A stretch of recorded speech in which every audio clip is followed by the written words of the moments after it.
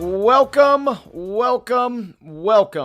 in, ladies and gentlemen, to the Top 5 Tuesday edition of Main Street Sports Today, where we are presented, as always, by our friends at the Tennessee Orthopedic Alliance of Columbia. Excited to have everybody in on the program today. Saying hello, Wayne Neely here, Calvin White there, our producer behind the scenes, making the magic happen is the one and only Mark Rogers. Calvin, good afternoon. How we doing?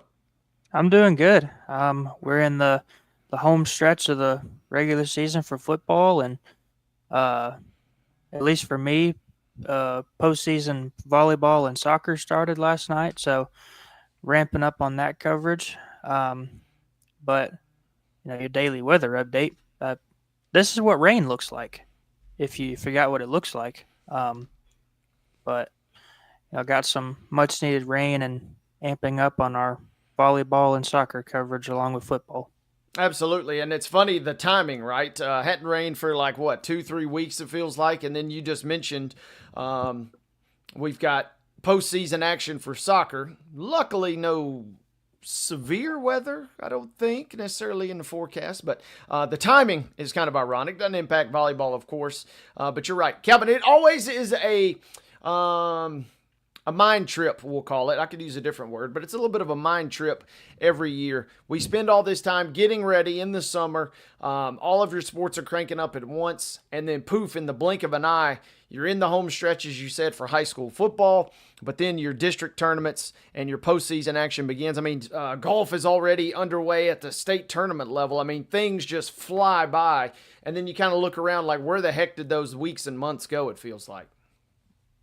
Yeah, compared to last year, I feel like for football, for me, it felt like football just drug on and on last year, and now we're already in week 8. There's 3 weeks left in the regular season, and then depending on who makes it far in the playoffs, football might be over for some of us here in a couple of weeks. Yeah, it could go in the blink of an eye. So if you are a pigskin fan at the high school level, savor these last couple of weeks as we cruise down toward the final end of the regular season. But that is part of the puzzle as we put things together today. We got a big show lined up today, folks. They're all big, really. But, I mean, man, we have a lot to talk about over the course of the next couple hours, and looking forward to accompanying you guys on that journey as we navigate. Coming up in the second hour, we will talk with our good friend, as we do each and every single Tuesday, Chip Walters, MTSU Blue Raider voice. Middle is back in action on the gridiron tomorrow night. A little midweek dose of CUSA action. It's not Maction, but it's close enough. It's the CUSA version. We'll talk Chip, with Chip, I should say, as we kind of navigate all of the Blue Raider waters, who kind of like high school, Calvin, are kind of winding down the stretch of some of their sports in terms of conference play. So Chip will set us straight there. We'll get into the grab bag. We got a lot of stuff in the grab bag coming up in the second hour as well, folks. We'll talk NCAA. We'll talk NFL. There was a major, and Calvin pointed this out, so we wanted to make sure we get this in the show. There was a massive NBA announcement that we have to tell you guys about. Kind of some, the decision of all decisions is what a lot of folks are talking about on the internet today. So some big NBA news that we'll get into a little bit later. We'll also discuss briefly the WNBA Finals, which continue tonight, Game 3, coming up tomorrow night, I should say. But we'll get into it a little bit with Calvin as we continue here. And then finally, we'll close the show. Calvin, this should be a fun one. Imagine you are hosting a dinner party and you have to invite 5 guests from the world of sports. That's kind of the theme for today's Top 5 Tuesday, powered by our friends at Columbia Power and Water System. Top 5 sports-related dinner guests, and that could be a number of different avenues. So looking forward to going through that with you coming up in the second hour. In the first hour, we will talk a little Major League Baseball. We'll give you a This Day in Braves history nugget, but we'll also talk about the actual postseason that's going on right here in 2025 as the AL Series resume. One of those games, as a matter of fact, will get underway during the course of our show this afternoon. We'll also get you guys caught up on what happened last night in the the NLDS matchups there. But in just a matter of moments, our good friend Steve LAYMAN from News Channel 5 will join us, and we can take Steve a number of different directions, Calvin. We will talk Titans. We'll talk other NFL news and notes. We'll talk Vanderbilt, Alabama. What does Vanderbilt do? Kind of where do they go from here? Some other big takeaways that Steve had. That's the beauty of having Steve on, Calvin, is we can kind of steer him in a number of different directions as well, kind of like the show that we have lined up for the next 2 hours. Yeah, he's kind of like Chip. We can just give him a subject, and then he can tell us everything we want to know, plus some on that topic. So obviously we've got a lot of different topics lined up to talk with Steve about. So excited to talk to him later. Should be fun. Again, Steve LAYMAN and Chip Walters will be your special guests here today as we get things lined up. Again, Chip at 3 and Steve LAYMAN coming up in just a matter of moments at 2:20. So that's kind of a lay of the land, setting the table, if you will, for the course of today's show. Calvin, with all that being said, let's hop in and get this thing cranked up. Without further ado, let's give the folks last night's results. Let's give everybody today's schedule. Let's bring you guys the rundown. This is the rundown. And we do go to the rundown, and we do start with those Monday night results as promised a moment ago. I'll take volleyball to crank things up here as BGA knocks off University School of Nashville 3-0. It was Forest 3, Battle Creek 1. Franklin Road Academy with a 3-0 victory over Davidson Academy. Middle Tennessee Christian also in straight sets over Friendship Christian. Gallatin with a 3-0 win versus Portland. Providence Christian and Good Pasture played a 5-setter. Providence Christian winning that one 3-2.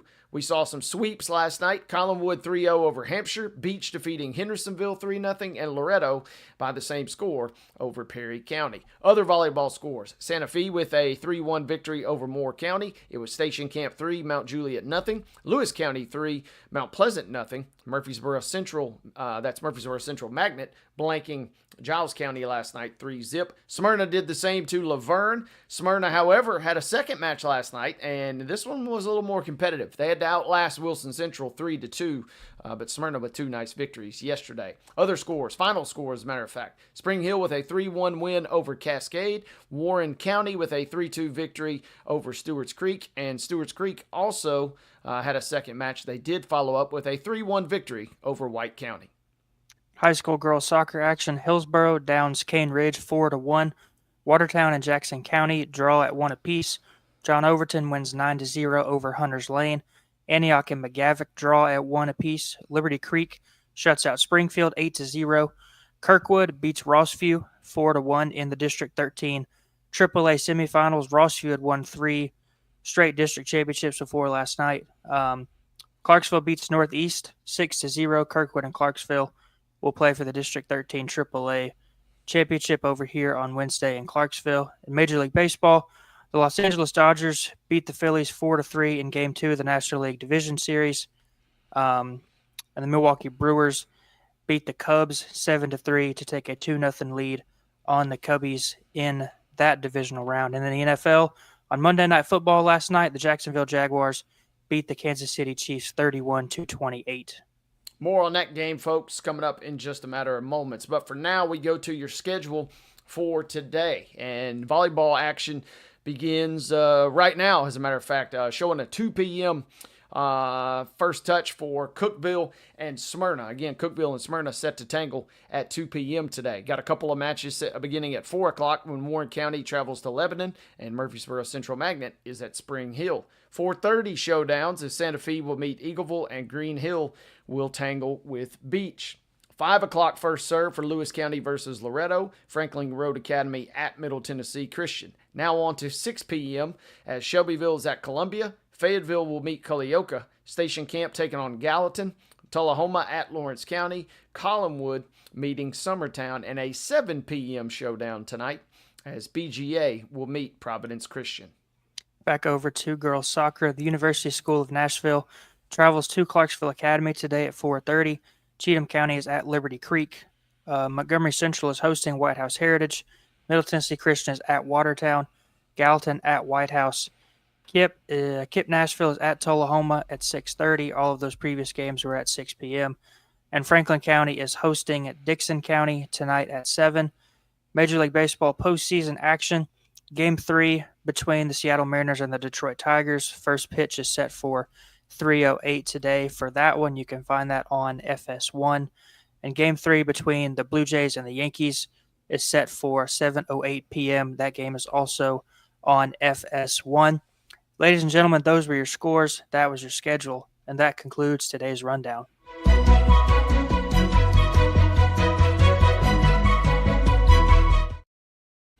To the top story we go, ladies and gentlemen, as that top story, sorry, dropping a note in our production log there. Top story brought to you by our fine folks at Piggly Wiggly over at Neely's Mill in Columbia. Make sure that you check them out. Make sure that you check them out.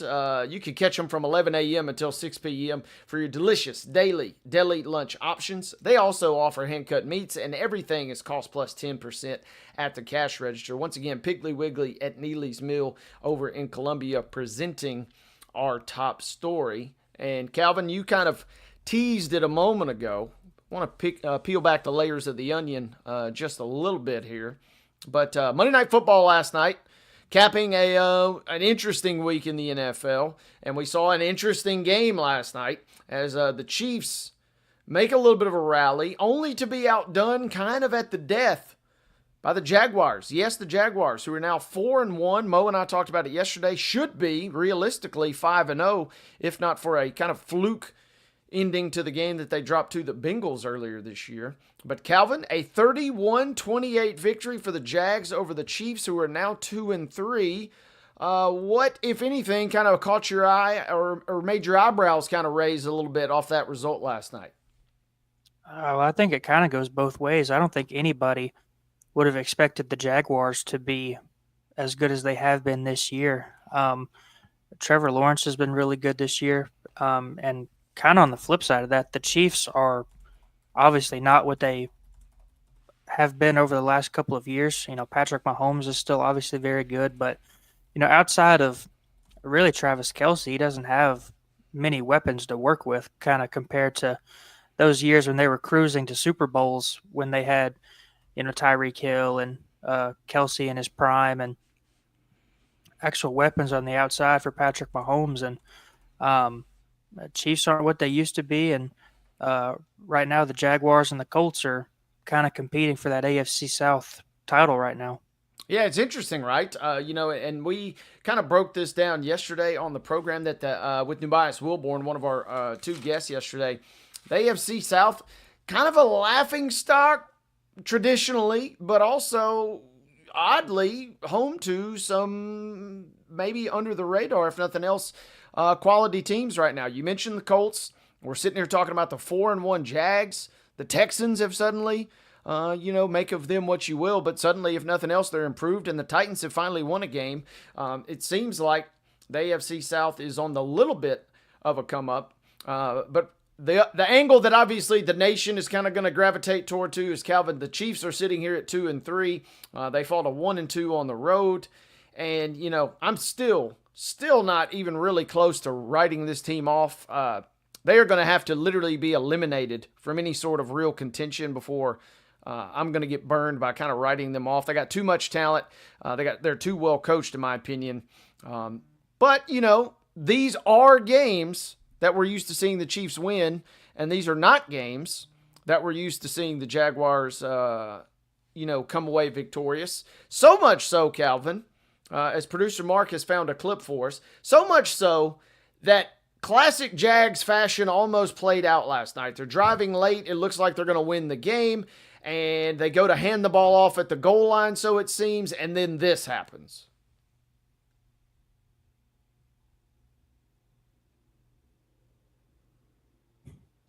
Has to get up, breaks a tackle, touchdown Jacksonville. Troy Aikman virtually speechless there, Calvin. I think a lot of folks were, because Trevor Lawrence falls down. Yeah, he just splat. Goes down, has to get but up, picks himself up, breaks a tackle, touchdown, runs in. His second rushing touchdown of the night. I was watching this live, Calvin, and I'm just thinking, what kind of bizarro world am I living in where the Jags, classic Jags, right? That even when they have it the way they want it, it looks disastrous, but somehow, some way, Lawrence picks himself up off the mat, scoots into the end zone. The Chiefs try a couple of last-second throws downfield to maybe get into field goal range, but they can't do so. And that, ladies and gentlemen, is how the Jags, just how you drew it up, right, Calvin? Trevor Lawrence taking a tumble and then running in for his second rushing touchdown. That's how you drew it up for your game-winning score, I would imagine. Yeah, and kudos to the offensive line. He fell down twice, and still nobody was able to get to him. And he's down on the ground. All you got to do is touch him to get him down, and nobody was able to get to him after he fell down twice, and then still ran through a couple of guys to get to the end zone. But the AFC South's been one of the worst divisions in football over the last couple of years, and now we're talking about the Jags and the Colts at the top of it, and the team that's won the division the last couple of years, and the Texans don't appear to be very good. That's probably the team that most people pick to win the division by multiple games, and I'm sure everybody expected the Titans to be bad. But now we're kind of looking at the script has flipped a little bit. The teams that have been bad in the division over the last couple of years have kind of taken a hold of it through the first 4 or 5 weeks of the season. Yeah, in terms of record, right? I mean, you got 3 4-1 teams sitting there in the AFC, and 2 of them are from the AFC South. And again, make of these teams what you will, talking about the Jaguars and the Colts, but the Jags and the Colts are tied with the Bills sitting there again at 4-1. And so, I don't know, Calvin. And, Nebias even referenced it yesterday when Liam Cohen gets brought in. It was such an odd and awkward departure from Tampa Bay. But we know what great things he kind of did for that offense the last couple of seasons, especially last year. Then you had the infamous, press conference where we really don't know what that was the weakest Duval chant, I think, of all time. But somehow, some way, Cohen. I saw somebody frame it like this last night, Calvin, and it struck a chord with me. Some folks are saying that Liam Cohen is kind of dragging this kind of corpse or whatever the Jaguars roster is. We still see Lawrence making some boneheaded plays. We still see some deficiencies, but Cohen's coaching is kind of rallying them and getting them to where they are at the moment. And they're not probably going to win the Super Bowl by any means, but they're sitting here at 4-1, maybe should be 5-0. And it's kind of odd that we're talking about them as the key takeaway from this game and not the Kansas City Chiefs for a change. Yeah, and I remember when the Jaguars hired Liam Cohen, as far as I can remember, I don't think that he was like a top target for a bunch of teams to be a head coach. He had been obviously with Tampa Bay, like you said, last year, but was a college coordinator for a couple of years. And I heard somebody compare Liam Cohen and Brian Callahan on the radio this morning. Liam Cohen's won 4 of his first 5 games as a head coach, and Brian Callahan's it took him, I think, 22 games to get his 4th win. He's like 4-18 right now. So whether he's dragging the roster along or not, the Jacksonville Jaguars are winning games right now. Yeah, kind of crazy how all this has come about. Hey, and you mentioned, by the way, and speaking of Titans fans, this is just one more jab, I guess, at the Titans fans. Liam Cohen, you mentioned his college coordinating experience and his college kind of quarterback development experience.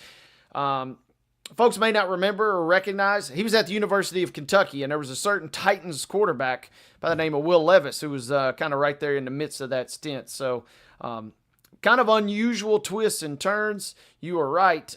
This is not necessarily, I think, at its surface, the coaching hire that a lot of folks thought might be one of your top hires this offseason. But here we are as the Jags do defeat the Chiefs. And Calvin, on the flip side, are you pressing the panic button on Kansas City at this moment, or are you kind of like me still waiting to deploy that perhaps? Unless they show us something, soon that gives us reason to panic, I don't think that with their history there's any reason to count out the Kansas City Chiefs until week 17. So until they give somebody a reason to panic majorly, I'm not going to doubt the Chiefs too much at this point. That's kind of where I land. And yeah, I'm going to have to see it before I really believe it. I'm probably going to have to see it a couple times. And I'm going to need to see an E next to them as far as eliminated before I truly believe.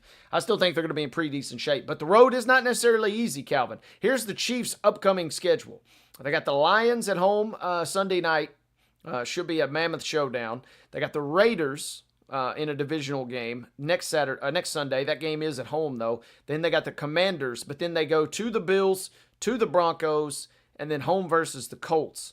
I think we will learn a lot more about this particular KC team as they kind of navigate that stretch. Meanwhile, the Jags have the Seahawks, the Rams, Raiders, Texans, and Chargers all kind of still coming. So the picture will undoubtedly sharpen over the next couple weeks between these two franchises. But last night was certainly a wild one, ending on that crazy, crazy touchdown. Thanks to producer Mark Rogers for getting us our video there of Trevor Lawrence, the rushing QB that we didn't know we needed, Calvin. 10 carries, 54 yards, and 2 touchdowns, including that crazy one at the finish last night. Again, 31-28, your final from Monday Night Football. That was our top story, presented as always by the fine folks at Piggly Wiggly over at Neely's Mill in Columbia. We're going to step aside for a quick timeout. When we come back, our good friend from News Channel 5, the one and only, folks, Steve LAYMAN will be in the saddle with us, breaking down all things Titans. We'll also talk a little other NFL/NCAA football with our good friend. Once again, Steve LAYMAN on the other side of this timeout. Folks, you're watching Main Street Sports Today, where we're presented,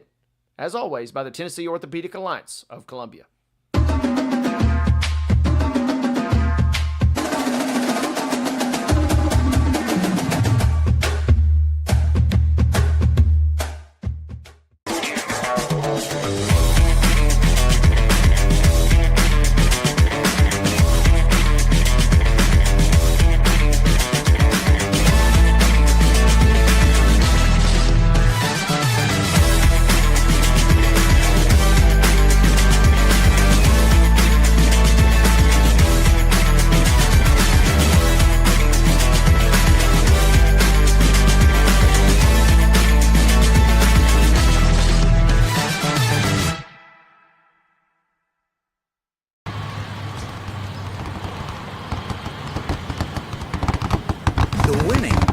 Closer. All new Sportsbook, the latest gaming machines, live horse racing, and more. The Mint Gaming Hall, Kentucky Downs. Winning just got closer.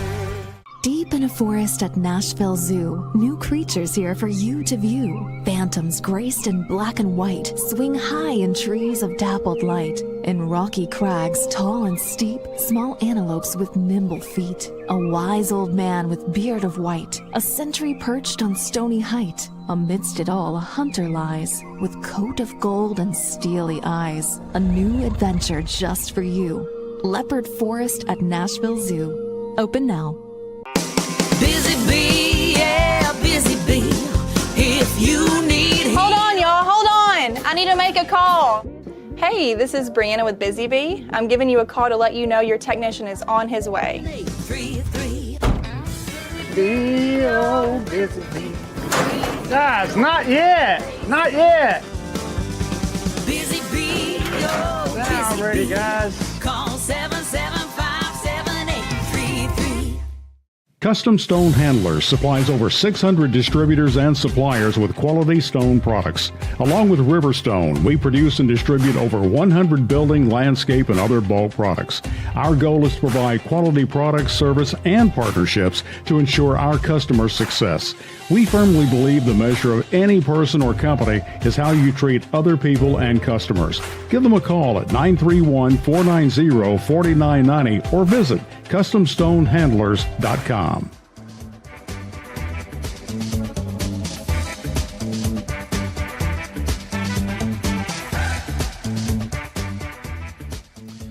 Welcome back, boys and girls. Opening hour of Main Street Sports Today, rolling right along. We're presented, as always, by our friends at the Tennessee Orthopedic Alliance of Columbia, alongside Calvin White. Wade Neely here, saying hello on this good-looking Tuesday. We teased this a moment ago. Let's not waste any more time, Calvin. Let's bring in our good friend from News Channel 5, Steve LAYMAN, dropping by to talk a little Titans, a little NFL, a little NCAA. We love Steve because he's a man of many talents. He can take a combo a million different directions. But before we do all that, we just like to say good afternoon, Steve. How we doing? Hey, guys. Good to be with you as always. Glad to have you. And Steve, from the realm of, we're so used to the Titans, and this is why we can't have nice things. The roles were completely reversed on Sunday as Arizona kind of gave the Titans a little bit of a gift. What did you take away? What did you make of what we saw out in the desert on Sunday? it was kind of refreshing to see the shoe on the other foot, right, Wade? I think the biggest thing that I saw in that game was the moment that Amari DiMercado fumbled the ball through the end zone, and as opposed to an automatic touchdown for the Cardinals and Arizona going up 28-6, and essentially putting the nail in the coffin on that game. It's 21-6, and the Titans have the ball back. From the moment that happened, I thought to myself, okay, the door is slightly open here. That's the type of mistake that you have to take advantage of to get yourself back into the game. They go down the field and they score. So now they are back into the game. And the moment that happened, I said, okay, that's the type of swing that even a moderately good NFL team takes advantage of. And they find a way to turn that into a victory in this game.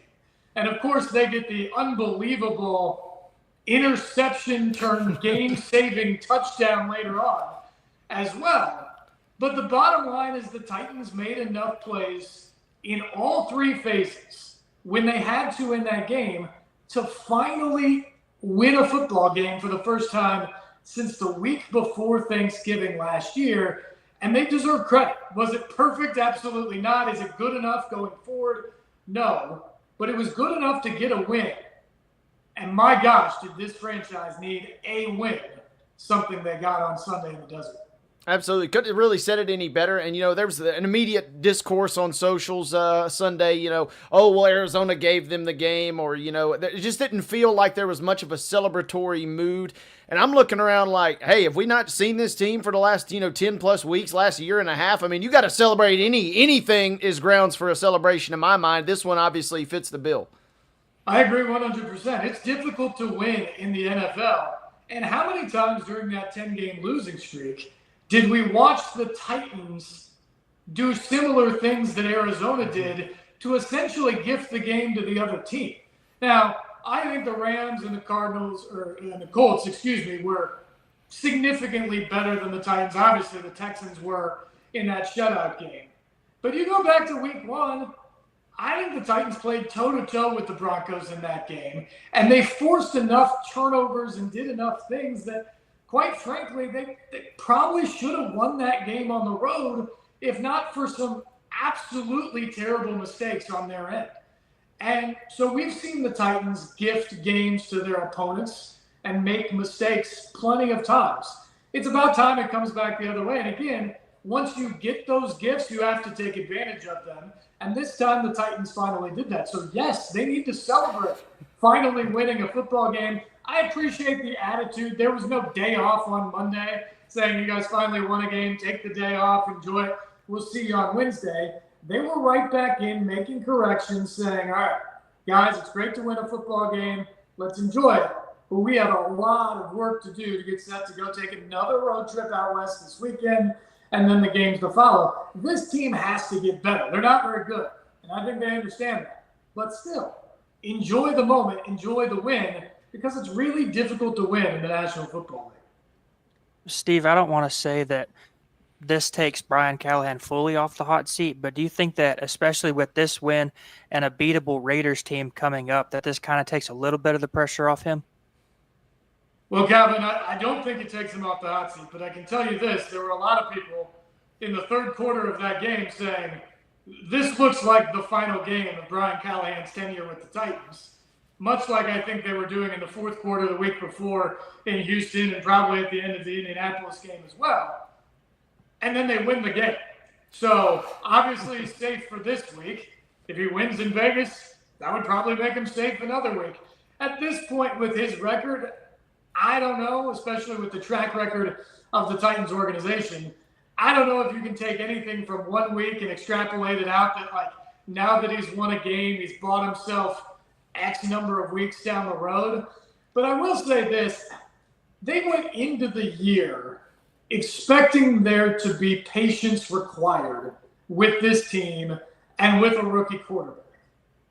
I'm not saying Brian Callahan is the long-term answer. He's still got a lot to prove himself.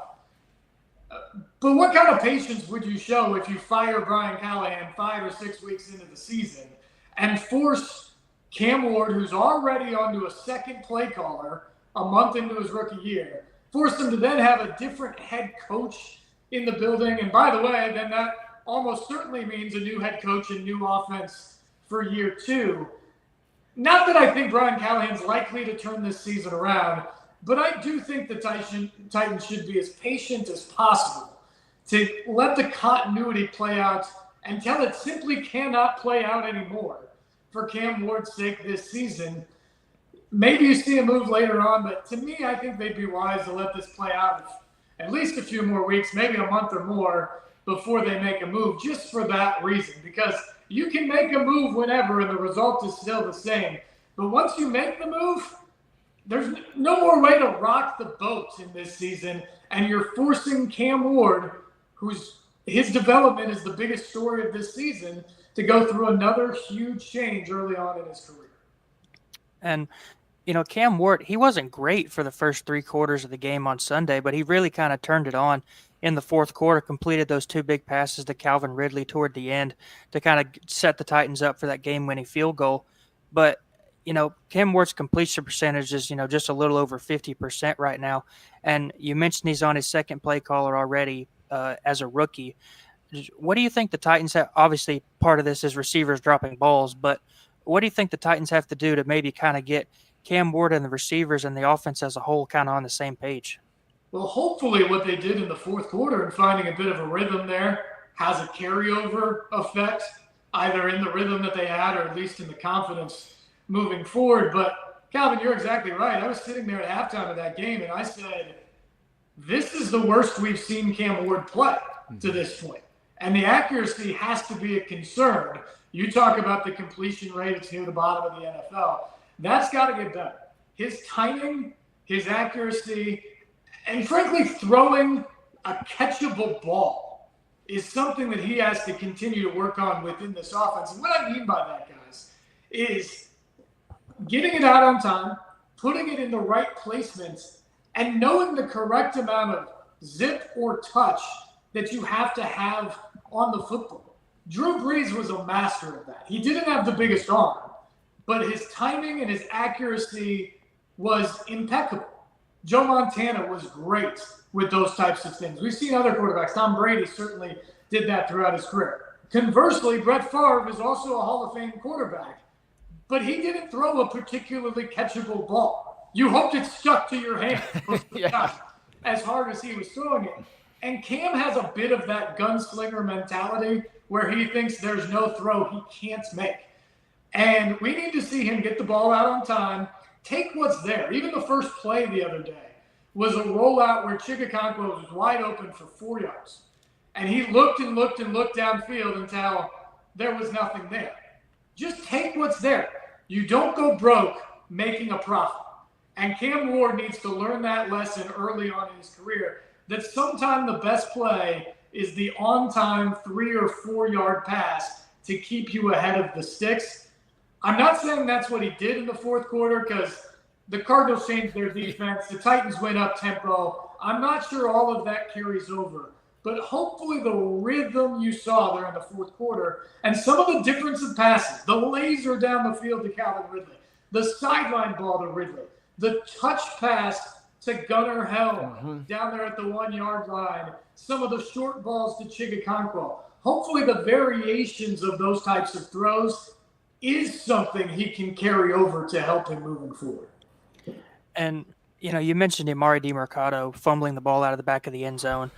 Obviously that was a big turning point in the game, but we've seen this a lot in the league over the last couple of years, and we've seen a bunch in college too. Why do you think so many guys do that? I don't know. I really don't know. And Brian Callahan, if you listened to him yesterday, said, I have no idea either. I never played running back or wide receiver or something. Certainly wasn't fast enough to be out in front of people in the way that DiMercato or Deshaun Jackson back in the day was when they got close to the goal line. The only thing I can think of is spatial awareness in a major stadium, or maybe looking at the Jumbotron and you think you're closer than you are. I don't know, but it's inexcusable. And as Callahan said yesterday, we constantly preach to our guys, letters and logos. When you're running to the end zone, you grip the ball as tight as you possibly can until you hit the letters of the team name or the logo in the end zone.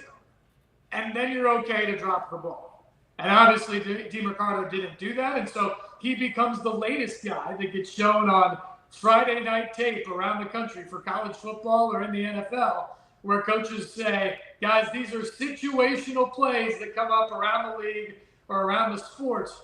Be better than this. Watch this, see it, don't do it, don't repeat it. Or know this situation and be better when it comes to Sunday and you play. And unfortunately for the Cardinals, it was a really bitter pill to swallow. Fortunately for the Titans, it was a huge play that swung the game. Huge play that swung the game. Steve LAYMAN, our good friend from News Channel 5 Sports, breaking it down. And Steve, I'm kind of more on your side that you kind of alluded to a moment ago. If I'm ever in that position, I'm not hitting the end zone often at all, if ever. You're going to have to pry that football out of my hands before I'm even thinking about. And DeMercado is the guy that I referenced on the show yesterday. You know, he's getting his opportunity to shine due to an injury to James Conner. You would assume that kind of fits that similar mold. Hey, this is a guy that's not really getting that many spotlight or primetime opportunities. You want to cash in, and instead he finds himself a real kind of laughingstock, unfortunately, here. Yeah, I don't know about you guys, but my next touchdown would be my first major touchdown. Mm-hmm. And so I'm with you. I'm not letting go of that ball. It's high and tight all the way back to the bench, the oxygen mask, and an equipment guy coming over to take it and mark it for safekeeping later on. So, yeah, I don't understand it at all, but obviously it's happened more than several times now across various levels of the sport, and it's just something you got to be mindful of if you're a ball carrier. It was certainly to the Titans' benefit. Talking again with Steve LAYMAN here, breaking down all things Titan. Steve, let's flip the sides of the football for the Titans real quick. We've obviously, at least the last 2 weeks in particular, I think even the most casual fans, if they weren't realizing how good of a season that Jeffrey Simmons has been producing thus far, they're well aware now. But another guy that really has jumped out to me, what can we attribute to the 39 tackles in the last 2 weeks from Cedric Gray? Is this a guy that is really rising to the occasion? And could this be a guy that the Titans maybe build around in the future, or are we just seeing him kind of right place, right time in your mind? I think it's a great story of growth and opportunity as well. Last year, he really only played one game at linebacker because of the injuries and the course of the season for him. And it really hampered his development. This is a guy they believed could come in and be one of their linebackers of the future. Last season didn't go as planned. He entered the offseason behind James Williams. He entered training camp behind James Williams. And they kept praising Williams throughout training camp for his play, which tells you that Cedric Gray won the job. He wasn't given the job out of necessity. He won the job with his play. He's got good attention to detail. He's really good at shooting the gap against the run. He's a solid pass rusher in blitz packages. And I think he's maybe been better than expected in pass coverage to this point. And right now he's just making plays. And so it is a really nice development on this team. Another thing we should say about the game on Sunday is, by and large, the best players on the Titan played like the best players on Sunday. Jeffrey Simmons was incredible. L'Jarius Sneed played well. Cedric Gray played well. You go to the offensive side of the ball, Cam Ward did it in the fourth quarter. Calvin Ridley had his best game. I think Tony Pollard ran hard. The offensive line had its best game of the season. Chigakonkwo showed up for them.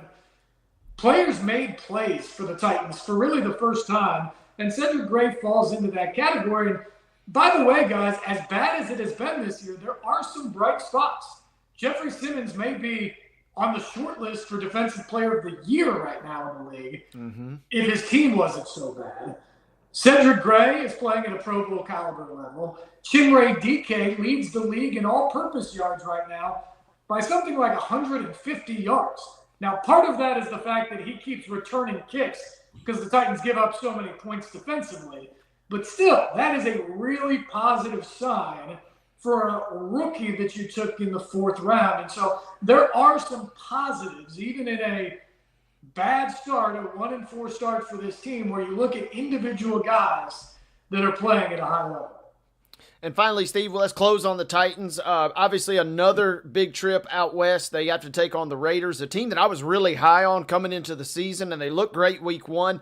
Boom, and then they've dropped 4 in a row. The Titans, the complete opposite, obviously, coming in on the heels of that victory, their first of the season. How does this game go in your mind on Sunday out at Allegiant Stadium? It's a good question, and I think the biggest thing that I see, guys, is can the Titans win the early downs defensively? I think the Raiders have been a big disappointment. They were excited about Pete Carroll and Geno Smith coming in there. I don't think Pete has had the impact people thought, and Geno kind of has the yips a little bit as a quarterback right now because he's getting hit a ton, and the reason is similar to the Titans. They have struggled on early downs, which has put them in 3rd and long a ton, which has put a lot of pressure on that offensive line and therefore Geno Smith. So can Jeffrey Simmons and that front win the early downs and put them in 3rd and long situations? Flip side, on the offensive side of the ball, can the Titans avoid that? I think the team that plays in front of the chains the most in this game has the best chance to go down the field and score points.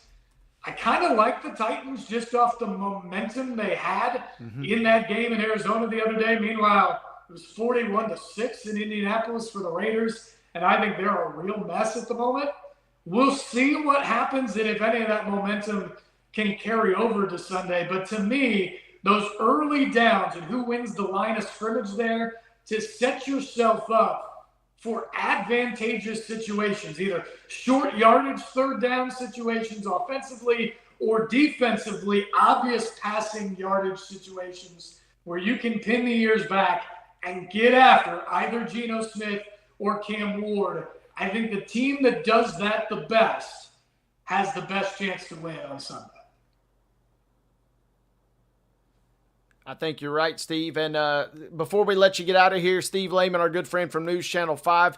Steve, we'd be remiss if we didn't break down what we saw from Vanderbilt in their loss. Hard-fought loss. The final score a little bit misleading thanks to a late touchdown from the Crimson Tide. What did you take away from Clark Lee, Diego Pavia, and company in their effort down in Tuscaloosa Saturday?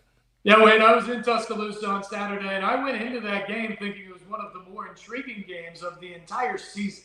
Because I think I knew after the Georgia game where Alabama stands. They look like a playoff team. Whether they actually get there or not, they are in the group of teams certainly capable of making it to the college football playoff. My question with Vanderbilt, as good as they looked in a 5-0 start, how good is South Carolina actually? Virginia Tech doesn't look very good. They've already fired their coach. So this, to me, ultimately became the real test of whether Vanderbilt is a good football team or a team that could potentially fight for the college football playoff. And despite the fact they lose 30-14, I walked away impressed at the way they played that game for at least 3 quarters, if not into the 4th quarter. And if you take away a couple of red zone turnovers, which were very uncharacteristic by Diego Pavia, that is very likely a 20-20 game. Basically, as you start the 4th quarter, and that still doesn't mean they win the game there. I think Alabama was getting a bigger edge at the line of scrimmage as the game went along. They won the time of possession, and I think they ultimately wore that defense down. But I think Vanderbilt showed that if it avoids the turnovers and plays the game the way they want to, time of possession, controlling the line of scrimmage, win the turnover battle, they can beat anybody in the country. Alabama, LSU in a couple weeks, Texas, Missouri, the teams that are coming up on the schedule. Now, it's really difficult to do that week in and week out, as we've seen forever in the SEC. Sometimes you go have a huge win, but the toll that takes on you to come back and fight the next week and get another result against probably a team that's equally as good, maybe better, is a really difficult challenge. But I think Vanderbilt showed that it's in that group that's going to battle week in and week out in the gauntlet that is the SEC to see if they could be one of the 2, 3, 4, maybe 5 teams out of the SEC the way it's going right now that could ultimately get to that championship 12. And I tell you what, I thought they were the underdog in Alabama. But if I look at the stretch here, it's hard But when you look Texas, LSU, Missouri, Auburn, Kentucky, Tennessee, are they automatic underdogs in 2 of those games? 3 of those games? I don't know exactly where it falls, but I don't put them without a chance to win any of those games. Be difficult to win them all, but I think they'll have a chance to go play any of those teams and come out with a win. I think, yeah, and if nothing else, we're kind of robbed. The intensity will still be there, and the vibes will hopefully still be as high. But could you imagine LSU and Vanderbilt getting it on if Vanderbilt had been able to pull that game off? West End will be jumping in 2 weeks. It'll still be fun. But like you said, Steve, to that point, it does speak, and we hear this each and every single week considering our geographic location. But, I mean, just Vanderbilt's schedule alone, you just rattled off. LSU, Missouri, Texas, Auburn, make of what you will of Kentucky, but then Tennessee mixed in there. Vanderbilt, as big as that Alabama game was, they have an equally, if not more, daring gauntlet down the stretch here. Well, and that's the fun thing of the 12-team playoff era, right, guys? Is in a 14 playoff era, that would have almost been eliminated for Vanderbilt to lose that game. There truly is no more margin for error at that point. Well, now when you're playing for one of 12 spots, just go make the corrections, come back, and get ready to play another huge game. And you win that one, and it gets bigger and bigger as you move on down the stretch. I think it's going to be really fun. And one of the stories, I know a lot of people have talked about Texas and Penn State and how big of disappointments they have been to this point. Maybe both out of the playoff picture, certainly as we stand right now, and maybe for good. But I think it was sort of a foregone conclusion to a lot of people that Penn State was going to be a playoff team out of the Big Ten.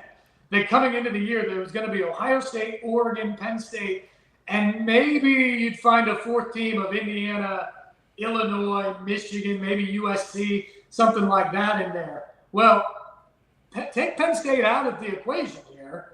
I think Indiana's probably replaced them, but the question there is there a 4th team? Can Illinois, after losing by 53, come back and run the table maybe, or at least get to 10 wins to give themselves a chance? Could Michigan get to 10 wins to give itself a chance? I don't know. And if that's the case, well, maybe now you're looking at a Big Ten. While I think those top 3 teams are really good, maybe all better than anybody in the SEC right now. But after that, do they get a 4th team? And if they don't, the SEC may very well capitalize. I truly think this could be a year where you see the SEC with 5 teams in the playoff, and then it becomes real fun to see what could happen from there. Yeah, just pure mayhem. Just sit back and kind of almost watch it unfold. Steve, since you mentioned them, we'll get you out of here with a fun segment we like to do every time we have you on. We'll frame it this way, though. Ohio State is favored by 14.5 at Illinois and Champaign this weekend. We'll start with this. Do your beloved Illini cover? And then, if so, how much of a chance do they have to maybe get a little gamey for an upset this weekend? I'm going to say they cover, but I don't really like their chances in this one based off of what I've seen from the defense here recently. A lot of it has to do with injuries, but they have really just been picked apart in the secondary too much against quality opponents. They've been unable to get off the field on 3rd down against quality opponents so far this year, and that's going to be a huge problem against Ohio State because we all know how good that Ohio State defense is, giving up 5 points per game so far this year, despite all the guys they lost to the NFL last year. Now, Illinois' offense is elite. Not enough people are talking about Luke Altmaier, who's in the top 5 in the country in every offensive passer statistic and does not have a turnover yet at this point of the year. Hank Beatty leads the country in all-purpose yards. He should be the all-purpose first-team All-American. Nobody even knows his name at this point. So Illinois has an offense that I think can test Ohio State, but it's going to be the best defense they've played up to this point. And so I don't think they're probably going to score 35 or 40 as they've been doing against seemingly everybody else. And so the question is, how good defensively can they be against Julian Sayin, who looks incredible for a freshman, and that incredibly talented receiver core? I think Ohio State has too much ultimately for Illinois, but I'm going to go the fact that it's at home It's a game that a lot of people have had circled on the calendar. I think this is a ball game into the fourth quarter, and I'm going to say Illinois covers.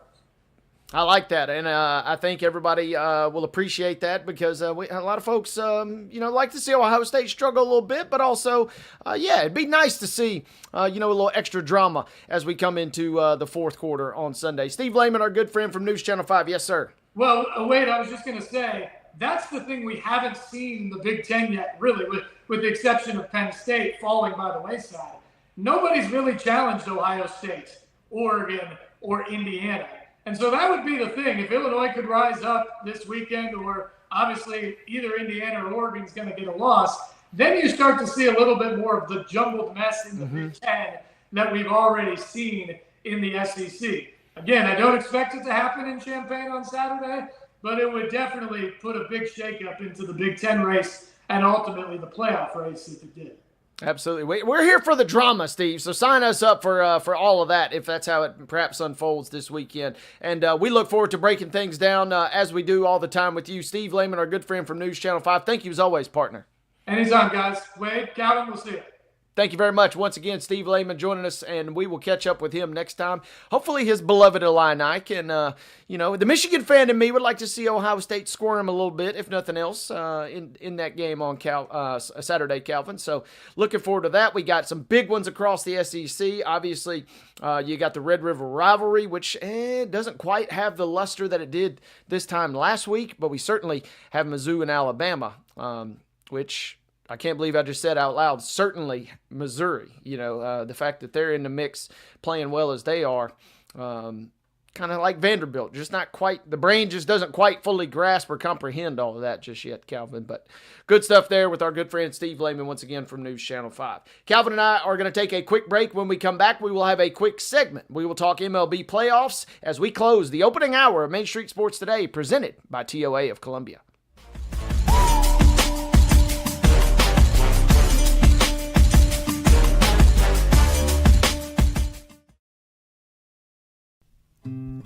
Columbia Power and Water Systems is dedicated to bringing our customers reliable, local service.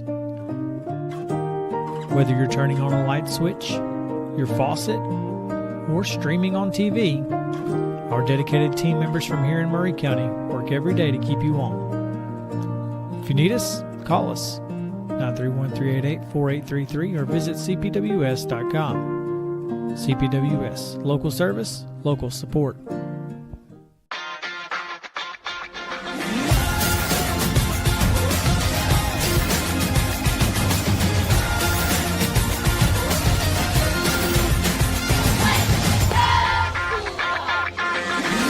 Zion Christian Academy at zioneagles.org or 931-388-7531. You can schedule your appointment to visit their beautiful campus. Again, zioneagles.org or 931-7531 to schedule your visit today.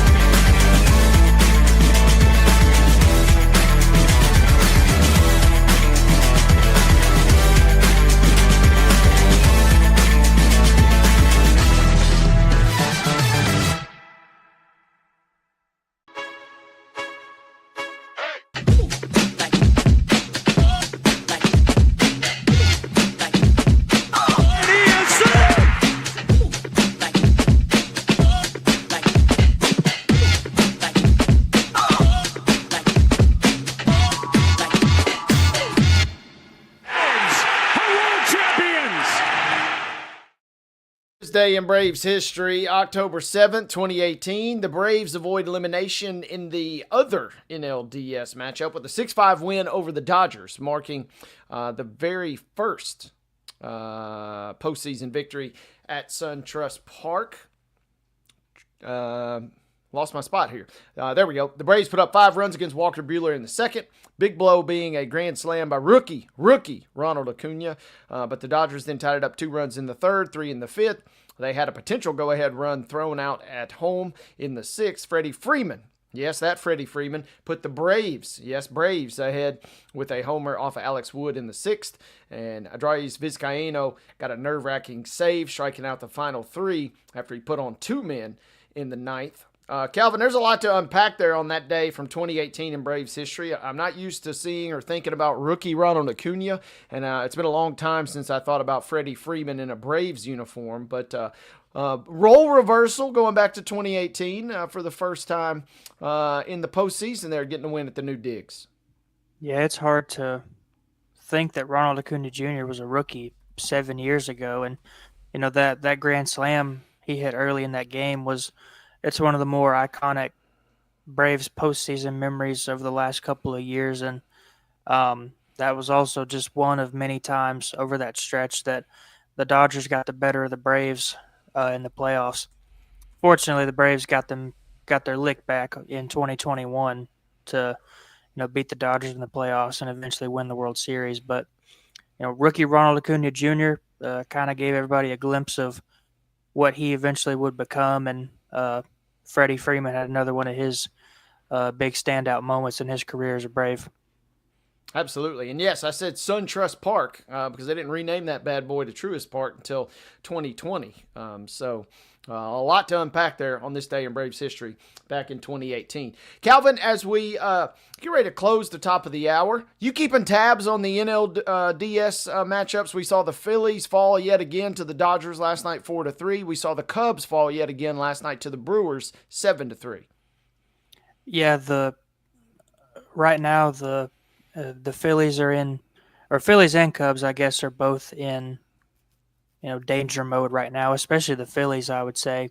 If you're the Phillies, you have to take at least one of those games at home before you go to Los Angeles, and now you're going to Los Angeles down 2-0. I don't know what the pitching matchups are, but it feels like with the Dodgers, it doesn't even matter. I feel like me and you could go out there and throw some innings for the Dodgers, and they'd be able to put up some runs and win some games. But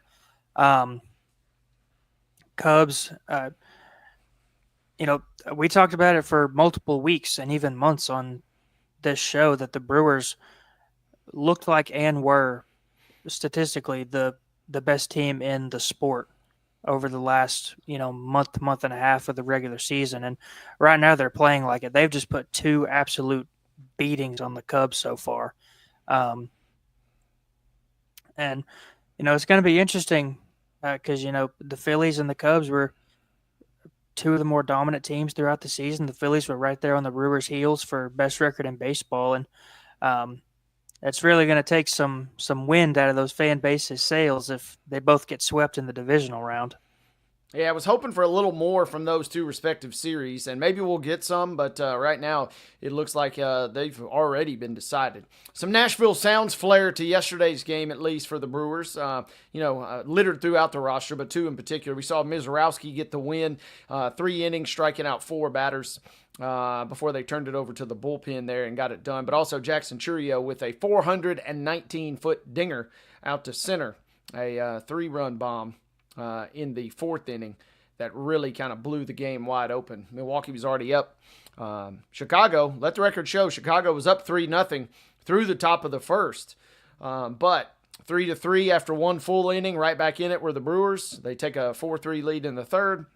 And then Chourio with that bomb in the 4th inning to put the game to bed. Finally, Calvin, the AL series we're set to resume play, but turns out Mother Nature might be a factor. Mariners and Tigers, I'm showing currently listed in a delay at the moment, so we'll see if and when they get that game in today. That series is tied 1-1. Blue Jays, meanwhile, looking to sweep the Yankees. They are up 2-0. It is in the Bronx, and obviously we're on alert if you're a Yankees fan, but real quick before we close this first hour, what are your thoughts on our American League matchups? Yeah, Yankees obviously have an advantage at home, but the Blue Jays did what they needed to do and won both of those first 2 games at home. They've obviously got not as much pressure on them, but they can relax a little bit if they happen to drop one. But kind of like the Brewers and the Cubs, the Blue Jays have put 2 beatings on the Yankees through the first 2 games. And what's the other Tigers? Tarek Skubal went yesterday, and Tigers lost 3-2. So we'll see if the Tigers can kind of bounce back and win 2 more games without their ace. It's going to be fun, and we'll keep you guys. If that game resumes, we'll get you a score before we get out of here. If it does not, then make sure you catch Calvin and David on tomorrow's show as we give you the results from the American League Division Series, which both games should be dandies, but we'll see how the action unfolds tonight. That is a wrap on hour number 1 of Main Street Sports Today. When we come back, hour number 2, and you know what that means, folks. On a Tuesday, the one, the only, our good friend Chip Walters, the Blue Raider voice, will stop by for an update on all things MTSU related, including a big football showdown taking place a little earlier than you might expect. So come on back, folks. Hour number 2 of Main Street Sports Today, presented by TOA of Columbia, begins right now.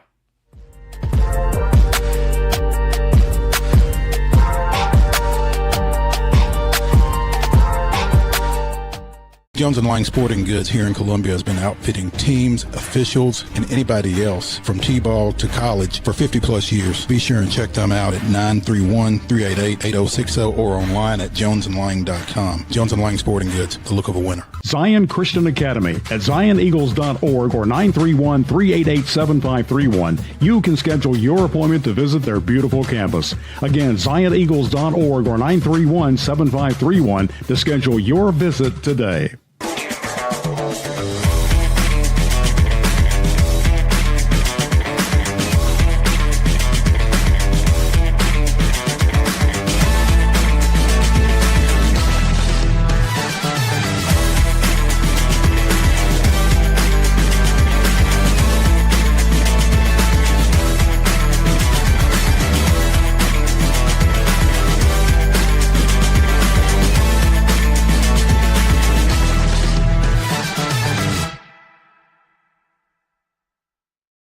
Is your internet slowing you down? It's time for an upgrade. Whether you're at home, working from your home office, or at your business, it's time to unleash the speed you need with speeds up to 1 gig at CPWS for as low as $70 a month. Give us a call, 931-375-7777. Local service, local support, CPWS. Piggly Wiggly, located in Neely's Mill Shopping Center, is Columbia's locally owned and operated Cost Plus 10 grocery store dedicated to serving the community with low prices and smiling faces.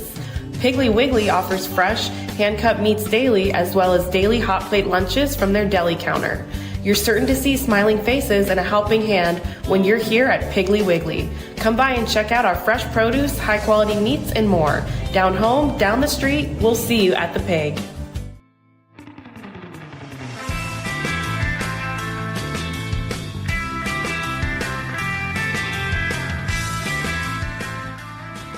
Hour number 2, ladies and gentlemen, on Main Street Sports Today, presented as always by our friends at the Tennessee Orthopedic Alliance of Columbia. Rolling right along, he's Calvin White.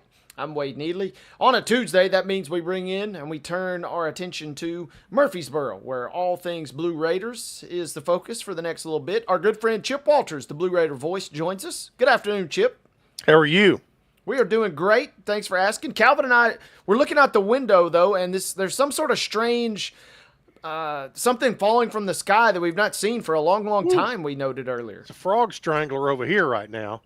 And but the good news is this is all going to move out of here by the morning, and it's going to be football weather tomorrow night, about 70 degrees at kickoff, 62 by the fourth quarter, and clear skies during the game, which will kick off at 6:30 tomorrow night. And, you know, you can tell, obviously, we're getting later in the year. I looked it up, and sunset tomorrow is 6:19, so that'll be 10 minutes before kickoff. So it'll be dark, and the lights will be in full effect, and hopefully a good show under the lights from two teams that are both looking for wins, and I think two pretty evenly matched teams, to be honest. It should be a fun one, Chip. Before we go any further, that made me think. I always like to pick your brain from a play-by-play standpoint here. Open air press box. Are you a big fan? You open the doors at every opportunity. What's your flow there? Well, my initial thought is yes, I like to have the window open or a window open. But as I've gotten older, I've decided that sometimes, I don't necessarily want to be a hero. That's and I think what broke me from that was a game in Bowling Green. It was a Saturday night game in November several years ago, and in the old press box, which faces northwest, which means every bit of wind is going to come straight in at you. And the thing is, in the old press box at Western, they don't. You had these garage doors that came open, and you had no control over. You just had to grin and bear it. This year we moved, or actually last year they moved into a new press box on the other side of the field, but it was so cold that night. I mean, that was the one that probably broke me from, because I was always with, yes, I want to be able to feel and all this kind of stuff. Well, I still like to have that as long as it's comfortable. I'm with you, and I'm reminded we did a game at Signal Mountain years ago for Giles County, and yeah, same deal. We were up on top of the mountain, wind just absolutely cutting, and I looked at my partner that night, Chris Bledsoe, and I said, "No, this is for the birds. We need to be indoors if at all possible." So, hey, and if you can stick that microphone outside, and fortunately, at the college level, a lot of times when a game's on television, they give us their crowd mix, which is really cool because we can get the quarterbacks barking and a lot of stuff like that. And, when you have that, you can get away with having the window shut where it doesn't sound sterile. Absolutely. Calvin. Western Kentucky tried to make it as hard as possible to get to that press box. You would take an elevator, but it would only go up like 2 or 3 flights, and then you had to not go all the way to the top. No, yeah, you're right. You had to get off the elevator and so walk up like 30 rows through the stands. Yeah, and then it took you up to the top of the lower deck, and then you had to walk. You walked out, and you think, here I am. No, you're not. You got to walk up the upper deck, and then when you get to the door of the press box, you think, I'm here. And then there's one more little short stairway that you have to go up. But, I can still remember the days at Floyd Stadium where which Floyd Stadium and Tucker Field and Cookeville were almost identical in a lot of ways, especially in their press boxes. But you got to the press box, and if you were in a radio booth upstairs, you had to go up a circular stairway. And that, if you had any amount of equipment at all, that was a killer to do that. But fortunately, 25 years ago, Middle built the new press box and tower with elevators.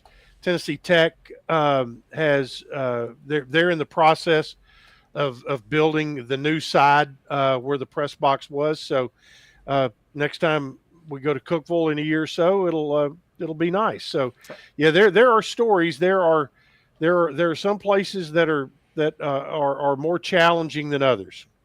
Absolutely. And Chip, we always love that the history kind of part of this too.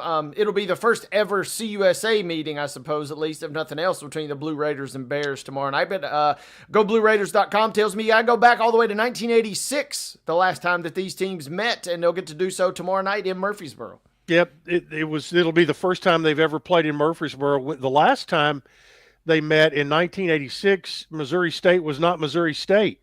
They were Southwest Missouri at the time, and the game was played in Springfield. Middle won like 40-19 or something like that.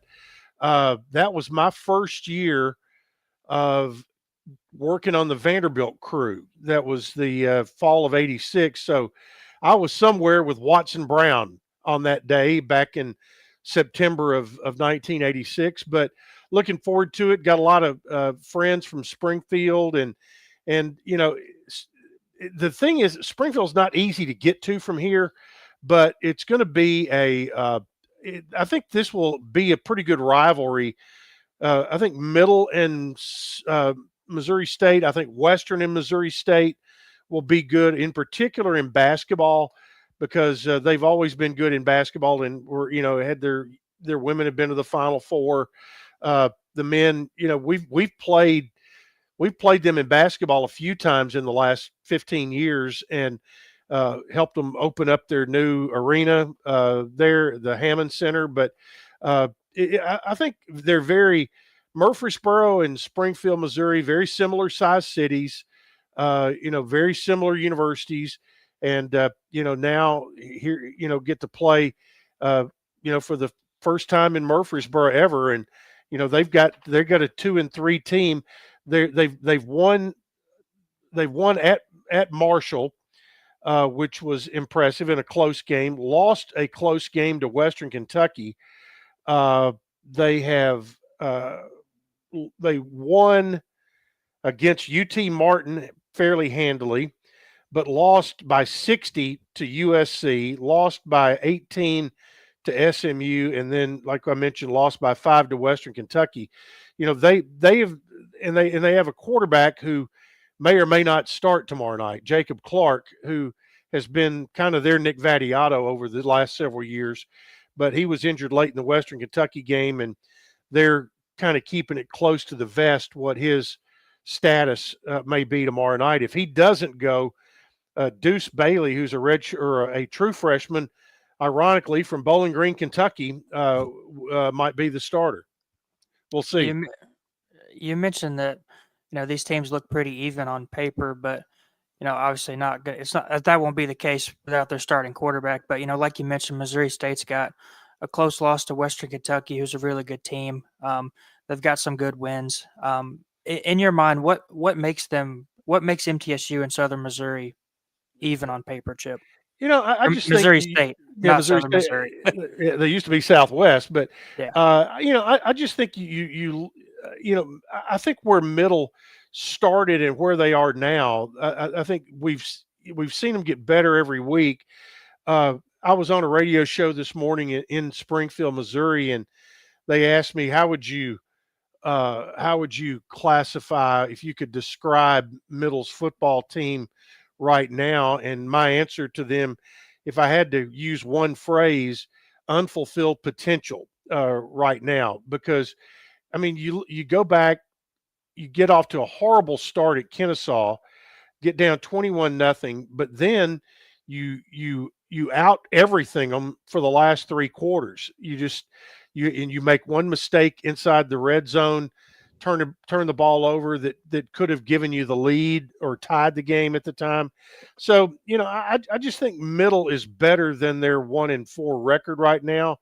Missouri State is, I think they've been solid. I think Middle's been solid the last 3 weeks.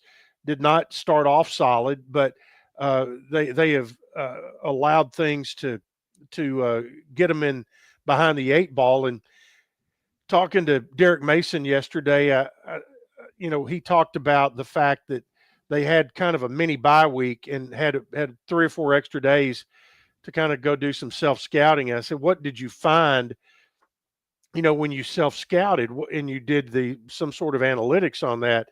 What stood out to you? And his answer was, we need to only play one opponent every week. And he goes, the one in the mirror is killing us.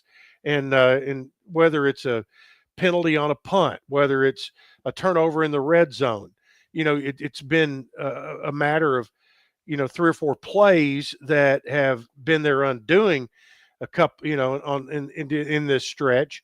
But they overall, they have gotten much better offensively, put up nearly 400 yards last week, had 10 different receivers catch the football, had a 100-yard rusher in the backfield. So a lot of things that you look for happened in the Kennesaw game, just didn't win it. And, they're going to have to, again, they've been looking to put a 60-minute game together, and that's what they're going to have against. Is you look at these next 3, all 3 midweek games: Missouri State tomorrow, 2 weeks at Delaware, who Delaware has already flexed their muscle a little bit, lost a very close game at home to Western Kentucky, went and just spanked FIU.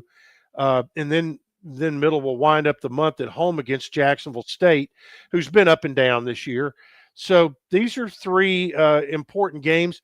None of them are non-winnable, and none of them are games that you can't win. So they're all, I think that they'll have a chance all 3 weeks, but you've got to get mistakes behind you. We're talking with Chip Walters, the Blue Raider voice here on Main Street Sports today. Chip, you talked about the self-scouting. Over the first couple of weeks of the season, we talked about how Middle has yet to find its identity. And you talk about that self-scouting. Is that something that they're still looking for? I think so, and I think they're finding it. And you go back to one thing I mentioned was the 10 different receivers caught balls last week. The previous 2 games to that, 7 different receivers caught passes. So, the idea of what they want to do on offense is to be able to spread it around, spread the defense out, and then run the football with with a good running back or 2 or 3 like Jakail Middlebrook, who had 109 yards last week, and that comes easier if you can get the defense spread out. Now, what they found a little bit in the Kennesaw game is DJ Taylor, freshman from Riverdale, who is the lightning to Middlebrook's thunder. Taylor rather, was the 100-meter and 200-meter state champ at Spring Fling back in May, and he gives you a whole different vibe, that's what the kids say, at running back, because, he comes like he's shot out of a cannon and hits the hole fast. Jakail is more of a plotter a little bit, but still has speed to turn it on. But, it's nice to have a fastball to go with your flat pitch, so to speak. DJ Taylor, first 2 carries were one. The first carry was for 12 yards, second carry was for 10, and so he had 2 really nice carries out of the gate. And and Austin Clemens, who's a redshirt freshman at running back, he is back healthy this week. Haven't seen him all year, or actually we saw him once, and he rushed for one play, and but had to go back out. And also on the offensive line this week, there may be a little bit of movement, and I'm kind of expecting to see Otto Janse van Rensburg, a true freshman out of Sevier County, to move into the starting lineup this week. He's been impressive in what they've been doing, and from his days at Sevier County, winning a state championship in 5A last year, they were a very, very good multiple offensive team, and they were able to run the football behind him. And so he may get called upon this week to play more, if not even start. That's a guy you mentioned. I remember you referencing him back in the preseason, Chip, and it sounds like he's getting more and more perhaps integrated into the offense. Yep, and you've had a couple of guys get nicked up a little bit, so they're having to move the chess pieces around the board just a little bit. But what that's going to do is give Van Rensburg a possible opportunity to start at guard, and so we'll see how that works out, because he's a guy who's easy to coach, and I think they're expecting big things out of him at 6'4", 301 as an 18-year-old. Man, road grader, yeah, you might say. Chip, I wanted to ask you too, and I apologize. Thank you guys. Well, I had to step away for just a moment. In terms of the midweek games, we know obviously that's a really neat, and you've kind of given us the numericals behind the scenes at the conference level. Is there any formula that goes into you're slotted for this many, or is it just kind of what the schedule gods kind of spit at you? Everybody plays 3. Okay. The first year, everybody played 4, and it was really hard because there was really no you kind of got thrown into it in that very first week, and you were kind of playing catch up physically throughout. so they've gone back to where it's now 3 games, and so you get a mini bye on the front end and a mini bye on the back end. And but as far as, I'm not sure what the formula is on days, because this week you've got, looking at the schedule, you've got Middle and Missouri State tomorrow night, as well as Liberty and UTEP. One's on ESPN2, one's on CBS. Then Thursday you've got Louisiana Tech in Kennesaw, or at Kennesaw, and Jack State at Sam Houston. So last year we had a 6-game prep for one game. We had a 5-game prep for between games, and we had an 8-day. This year, as it worked out, Middle's 3 games in the midweek are all going to be on Wednesday, and all are going to be at 6:30. So it's a little bit easier from a mental standpoint of, okay, trying to remember what day this is. Like, right now, today is Friday, in the coaches and players, and tomorrow will be Saturday, and then it will, recycle again. But we're open next week. You have a full open date. You don't play for 14 days. And I think all of the teams in the conference are going to come out a little more rested than they did out of October last year, if that makes any sense. I think the league has done some work on how to schedule in October and not wear people out. Yeah. Because that was really the biggest issue from the coaches. I mean, it's up to the fans to come out and come to the games. Downside in Murfreesboro this week, it's fall break for Rutherford County schools and Murfreesboro City schools. So there's a ton of promotions that are on deck for the game, a lot in particular for students, but even for townsfolks, like $3 hot dogs, $3 sodas, $2 popcorn, for these midweek games. And they're kind of bending over backwards. You've got a Grateful Dead tribute band playing out in the Grove tomorrow afternoon, late before the game. So all the entertainment pieces are going to be there. Lots of giveaways. So they're trying to do what they can to entice, knowing that a big part of your family audience, especially this week, is out of town, because it is a law in Rutherford County in fall break. You have to go to the beach. That's just part of it. And so everybody, and you have to have a Salt Life sticker on your car. And so that's what's going on this week. But it's going to be, like I said, weather's going to turn out great, and it's going to feel like football weather, and we're, no matter what, we're going to play it tomorrow night at 6:35. Looking forward to a good one, Chip. Chip Walters, the Blue Raider voice. A couple things you just hit me there. Yeah, I've got 2 friends in particular. I'm going to keep them nameless, but they are at a location that you just described a moment ago, and they work in Rutherford County schools. Second of all, I love the visual of, hey, wait a second, I'm leaving my class. Is that Grateful Dead I hear? And just some random folks just stumbling into the Grove. Next thing you know, what is football? How did I end up at this game here? I was not anticipating going to this, but maybe attract a different walk of life, perhaps, to the game tomorrow night. And it was a long, strange trip it's been, yeah. And so a little trucking and maybe a little, shades of gray, so that's one of the cool things.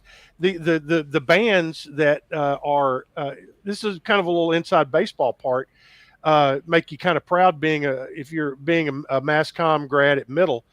All of the bands were booked by a class in the Scott Borchetta College of Media and Entertainment that is learning how to book music groups. Yeah. There's a teacher who is like this band booker who teaches this class. And so the students went out, found the bands for every home game, and they booked them. So, and it's a different style of music every game. And so, which is really cool because, whether it's Bad Bunny or Prince or whoever, at some game you're going to find a style that's going to be it's going to be to your liking. I love that, and yeah, that self-ownership, that's really what I think MTSU does so well. It has done well for such a long time, right? Whether it's on-air talent or classes like that where you're actually getting involved. Yeah, the partnership between athletics and the Borchetta College of Media and Entertainment on so many levels is really good, and so they kind of work together on a lot of this stuff. And I was trying to look here what I sent you earlier with some of the stuff tomorrow night. Oh, the freshman, they call it the freshman walk, freshman run. It used to be the freshman run. There were some injuries. It's now the freshman walk. Educator appreciation. School teachers can get discounted tickets, poster making competitions, all this kind of stuff. Those are a lot of the things that are going to be going on. We mentioned the discounted tickets. We got Party in the Grove, Raider Walk, and then you've got two things that really go well together, Family Fun Zone and the Beer Garden. So that's all going to be part of the action tomorrow night at Floyd Stadium. Fortunately, they're on opposite ends of the stadium, but our pal Maurice Patton, he has been spotted in one of those two areas, and one of them was not the Family Fun Zone. I've seen the photographic evidence, whether he claims it or not. I think he owns up to it, but yes, I've seen the evidence of him enjoying all that MTSU has to offer in its game day experience. You mean Mo hasn't been out there on the bouncy house in the Family Fun Center? No, I didn't see those pictures. No, didn't see those pics. You're exactly right. Hey, Chip, real quick, you mentioned warm weather. We've talked a lot about golf in the last couple of weeks, and the fall season seems like it continues to really be impressive. What can you tell us about the latest for our Blue Raiders? Well, Carter Manath, and let's kind of put his story in perspective. The final regular season tournament last spring was over in North Carolina. And his dad and grandparents were flying from his hometown of Texarkana, Arkansas, over to North Carolina to watch him play. They crashed in Bradley County and were killed, his father and his grandparents. A week and a half later, he played in the Conference USA golf tournament.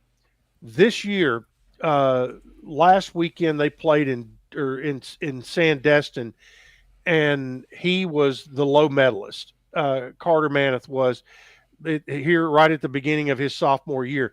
Middle won the event as a team, and he won it as an individual. They go back to Florida this week, and they're playing in Estero, Florida, which I think is near Orlando. And he yesterday fired a 7-under par 65.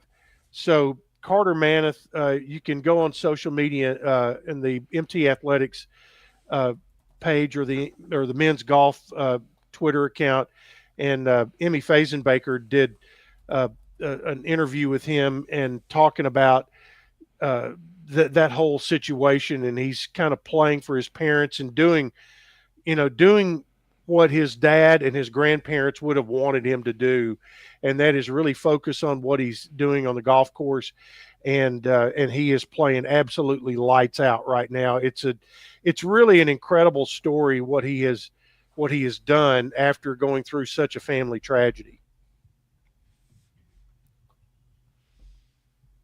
Yeah, you described everything right there, and kind of you forget. I know you did a great job of recapping it, but man, it just really kind of tugs at your heartstrings. Just kind of puts into perspective. And you and I, I can't remember if it was Mo or Calvin was with us when this story kind of was unfolding.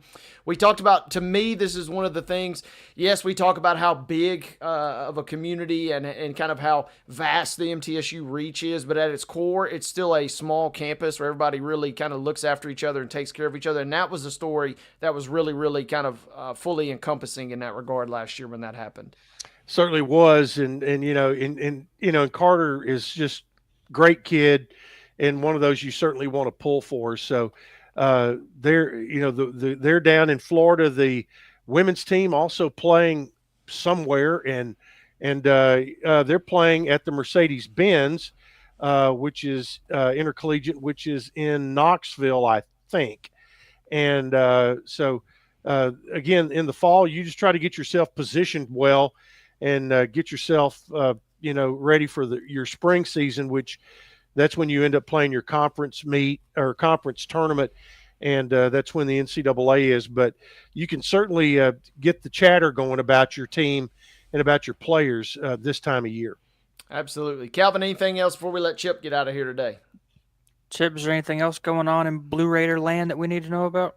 Just one other little thing. Solomon Sayo, freshman, who this past weekend he had a good meet, a cross country meet in Louisville, and was named the Conference USA Freshman of the Week.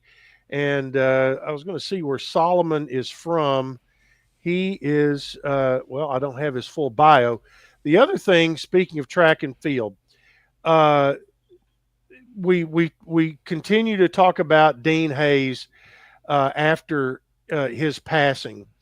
And once again, the Hayes family, actually for the third time, has endowed a scholarship that, and I want to make sure I get this correct here.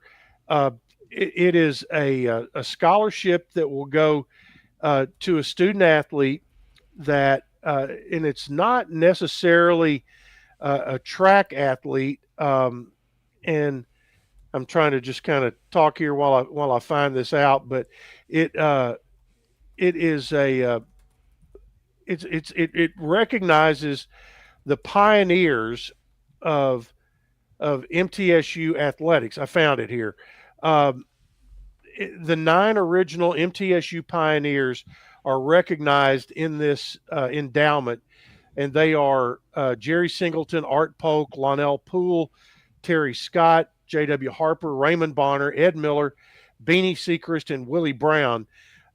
This endowment will allow support student athletes and their families affiliated with the Blue Raider athletic program, with a particular focus on former athletes returning to complete their degrees. Mm-hmm. Additional awards may support graduate studies, athletic competition on an international stage. That's meaning if somebody has a chance to go to the Olympics for their home country, that's good. And also one thing that Dean Hayes was very close to his heart, this will also allow emergency grants to student athletes facing unforeseen financial hardships to get a grant for that. Here's a perfect example would have been Carter Maneth. We talked about what he faced this spring had he needed an airline ticket to get home.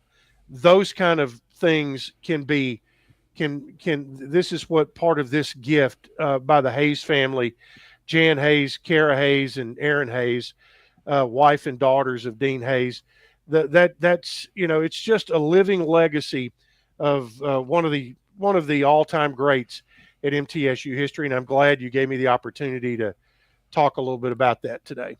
Absolutely. And we thank you for sharing that because, like you said, all encompassing and recognizing and celebrating a legacy that just continues to give on and give back. It's mind blowing, honestly. It really is. And his family his family's been great with this, and this is just tremendous. So couldn't have said it any better myself. Chip Walters, thank you so much for your time. Best of luck on the call tomorrow. Hopefully this time next week we are speaking to you in good spirits, my friend. That means the Blue Raiders take care of business. Or that's right. Well, my partner Joe Dubin was involved in a car wreck on Sunday, and so we're going to make sure he's in good spirits. I've already talked to him. He's going to be ready to go, and so hope we all have a good night. Looking forward to it, and thoughts and prayers for JoJo on a safe and speedy recovery. Chip, we'll see you next time, partner. Thanks. Thank you very much. That was Chip Walters, MTSU Blue Raider voice, breaking down all things from, as Calvin called it earlier, Blue Raider land. And hopefully, Calvin, the good news is midweek game, you win that one, man, it just sets the vibe for the rest of the week. You're flying high. You're feeling good. You're rolling into a full-blown bye. The bad news, I'm a little worried about the crowd participation due to Rutherford County being on break, and as Chip alluded to, mandatory. They must evacuate and go down to the beach. That's not just Rutherford County, though. I feel like that encompasses a lot of counties in the state of Tennessee now. But I'm worried about that, and I'm worried what could happen if they do drop that one, because you got a lot of time to sulk if you don't pull that one off. So hopefully we'll be in good spirits the next time that we catch up with Chip. Calvin and I are overdue for a break, but thanks to Chip for joining us again. As always, you can follow him on socials at ChooseChip. When we come back, Calvin and I got a lot to tap into in the grab bag here as we kind of wrap down the second hour of Main Street Sports today. We'll talk NCAA, NFL. We have some the biggest decision of all decisions coming out of the NBA circles. You are not going to want to miss that a little bit later. And Calvin and I close the show with our top 5 dinner guests from the sports realm we would invite. So make sure that you check that out. Come on back, folks. Final 2 segments of Main Street Sports today, where we're presented, as always, by TOA of Columbia.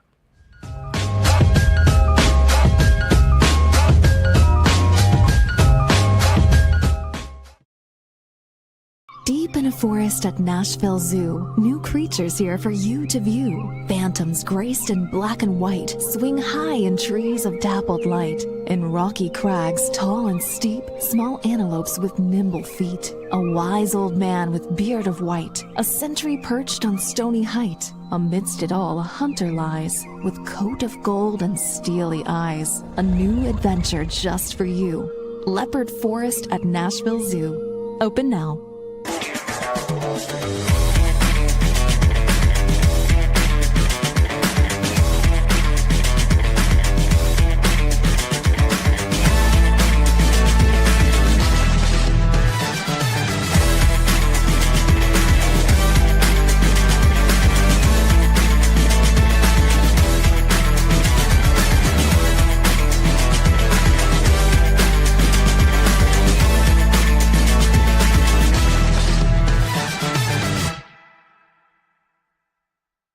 Jones & Lang Sporting Goods here in Columbia has been outfitting teams, officials, and anybody else from T-ball to college for 50-plus years. Be sure and check them out at 931-388-8060 or online at jonesandlang.com. Jones & Lang Sporting Goods, the look of a winner. Piggly Wiggly, located in Neely's Mill Shopping Center, is Columbia's locally owned and operated Cost Plus 10 grocery store dedicated to serving the community with low prices and smiling faces. Piggly Wiggly offers fresh, hand-cut meats daily, as well as daily hot plate lunches from their deli counter. You're certain to see smiling faces and a helping hand when you're here at Piggly Wiggly. Come by and check out our fresh produce, high-quality meats, and more. Down home, down the street, we'll see you at the Pig.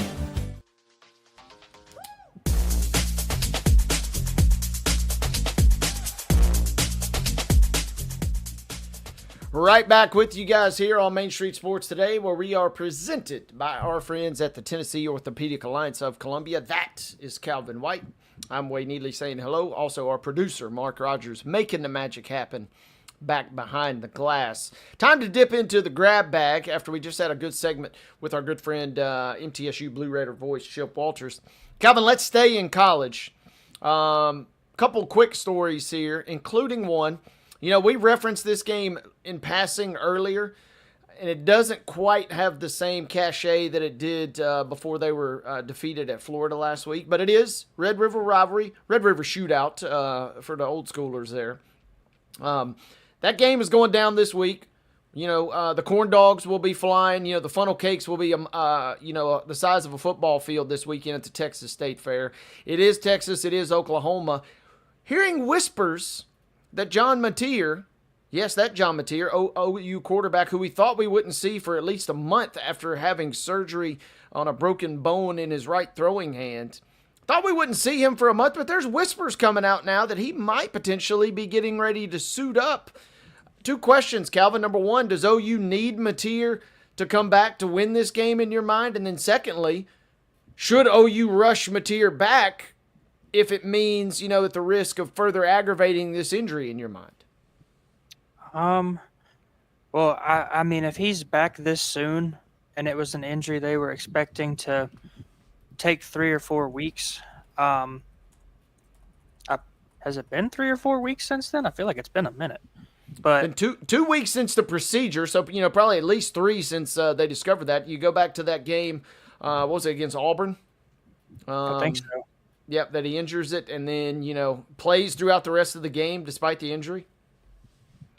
Yeah, but I mean, Texas looks beatable right now, and Oklahoma beat Auburn. They put a beating on Kent State last week, or on Saturday, um, and Texas looks beatable right now. I don't know what the quality is of Oklahoma's backup, but um, I think with the combination of Oklahoma being beatable and Mateer possibly being back, that would be a big win for Oklahoma, obviously to stay undefeated, move to 6-0. But it would be probably the best resume booster they would have to date as far as their case for the college football playoff. Yeah, one of those weird situations. The SEC is so chaotic and so many good teams that as long as you just keep winning games, you're going to be okay. But kind of old school college football thinking is, if you're an OU fan, I know you always want to see Texas lose, but you kind of wanted them to maybe roll in on the heels of a Florida victory in terms of resume booster. But they may not have to worry about that as much. So we'll keep tabs on Mateer. And again, as Chip just left us, he talked about it on last week's show, the institution of injury reports, even at the CUSA level. Keep tabs on those injury reports. SEC puts out, I believe, a midweek and a pregame one. So we'll maybe get a clearer picture, if you will, on Mateer's availability as we roll right along. Calvin, we just mentioned Auburn a minute ago. Found this story interesting. Auburn is moving a 2026 home game with Baylor. Baylor is going to be still playing Auburn. They were set to come down to the Plains, but Auburn has looked at its finances and looked at its pocketbooks a little bit and said, hey, we could use a little more money. And so news coming down, I'm reading from ESPN that Auburn will move its game next year versus Baylor from Auburn to Mercedes-Benz Stadium in Atlanta as part of an arrangement with the Aflac kickoff game to, quote, provide NIL opportunities for Tigers players. I don't know what the heck this means. I hate the commercialization of college football kind of just as much as anybody. But at least they're being open about their situation here. They're saying, hey, we're moving it for the money. We're hopefully moving it to get some deeper NIL pockets and hopefully try and improve the team. I'll be fascinated to see how it all plays out. How does a place like Auburn not come up how does a place like Auburn not come up with enough NIL money to where they have to move a football game to a completely different stadium? To my knowledge, I don't think we've heard of something like this yet, which feels weird with all the crazy stuff that NIL has kind of brought into the realm of college sports. But whatever floats your boat, I guess. Everybody's trying to get as much money as they can in the NIL era to go out and buy your roster. Yeah, and I'm like you. And when I saw this headline, I thought it was initially, we're used to seeing the headline now where teams just cancel games because their conference schedules are already so beefy and you don't really need those extra high-profile non-conference games. But then when you read the story, they're moving this to Atlanta after we saw a crazy, was it week 1 or week 0 game between those two teams? So I found the whole thing kind of interesting. And yeah, I'm like you.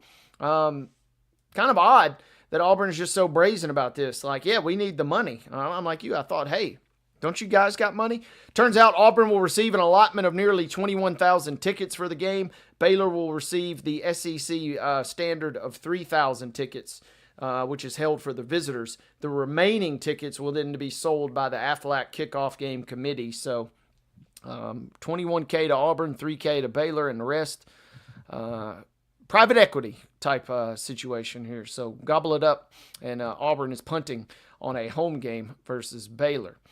Big news out of the NFL. Big if you're a Bengals fan in particular, Calvin, because the Bengals, we've talked about it for the last month it feels like now. The woes at the quarterback position.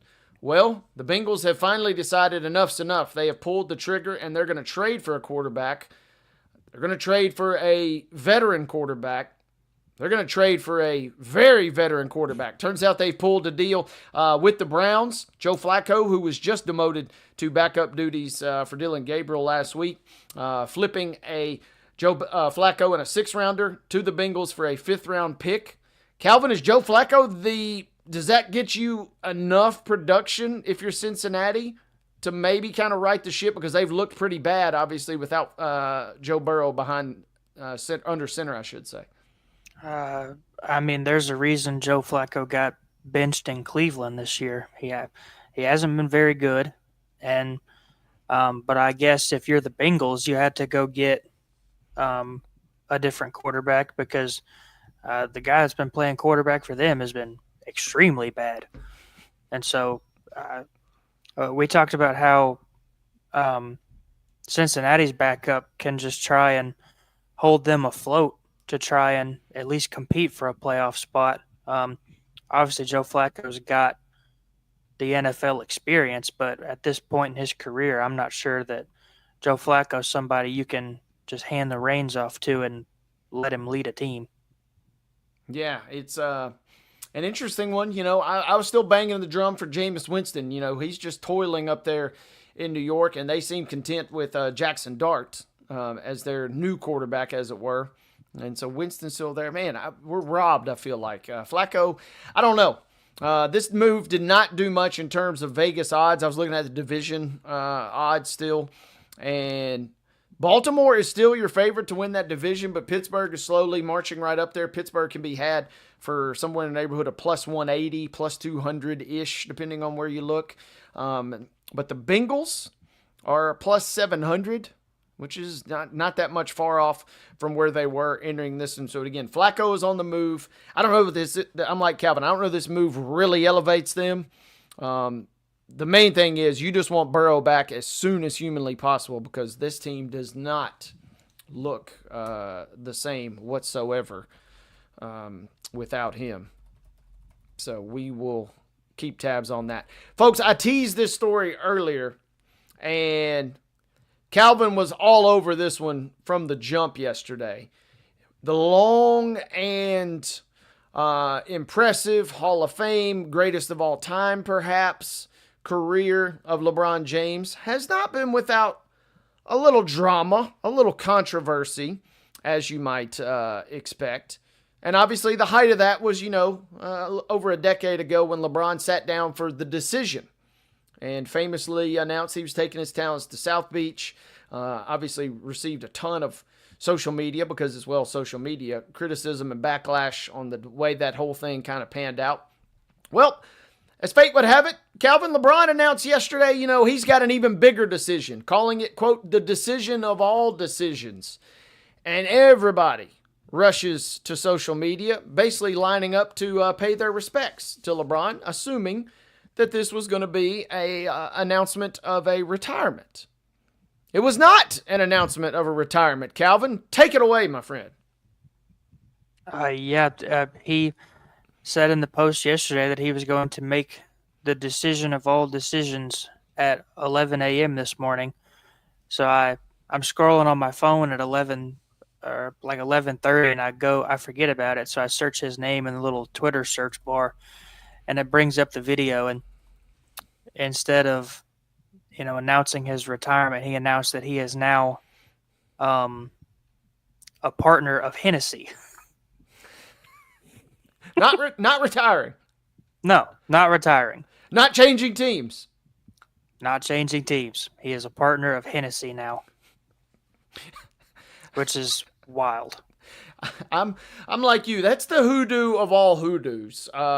He dropped an official tweet. The decision has been made. Cheers to year 23. Which I see what you do there, LeBron. But the spokesman for Hennessy now it pulled the wool right over our eyes, as it were. I was envisioning, the local Boys and Girls Club or, local youth partnership, coming and, Jim Gray going to be back there again for a decision to announce his retirement. No, he's partnering up with Hennessy. So cheers indeed to LeBron, I suppose, on this big news. He will be entering year 23. I found this part, though, fascinating, Calvin. Yesterday, when that tweet drops, I think a lot of folks think this could be the final season for LeBron, and that's why the initial kind of rush on social media, kind of thought that that's what this decision was going to be. But if for some reason you didn't, okay, it is what it is. But once that tweet drops yesterday, I'm reading from NBC News here, the average price of ticket games across all markets increased an average from $250 to $500. So somewhere an average increase of a ticket price from $250 to $500, regardless of what team that you're cheering for, whether it's a game out at Crypto Arena or it's a game, when he comes to your town. Everybody kind of flocks to go buy tickets at an inflated price, and then we got Hennessy on the docket today. So, indeed, cheers to LeBron. I mean, it's wild if you think about it, because there's people that are my age that have never seen the NBA without LeBron James in it. Mm-hmm. Like, I'm 23 years old. I was a year and a half years old when he was drafted, right out of high school. I have literally never seen an NBA league that did not have LeBron James playing in it somewhere.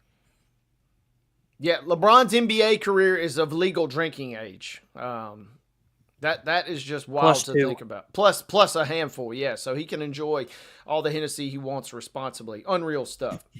But I wanted to make sure we get that in there.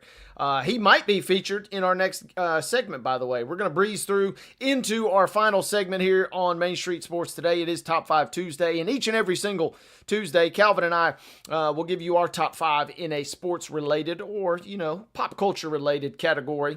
But before we get into it, folks, if you are tired of buffering and slow internet speeds, then upgrade your life with Columbia Power and Water System Internet. CPWS Internet, you can get lightning fast speeds up to an incredible 1 gig, where you can stream, game, and work seamlessly, all for $70 a month. If you're looking for local service and local support, visit cpws.com or give a call to 931-375-7777 and tell them your good friends at Main Street Sports Today sent you. All right, Calvin, we're going to get this one rolling here.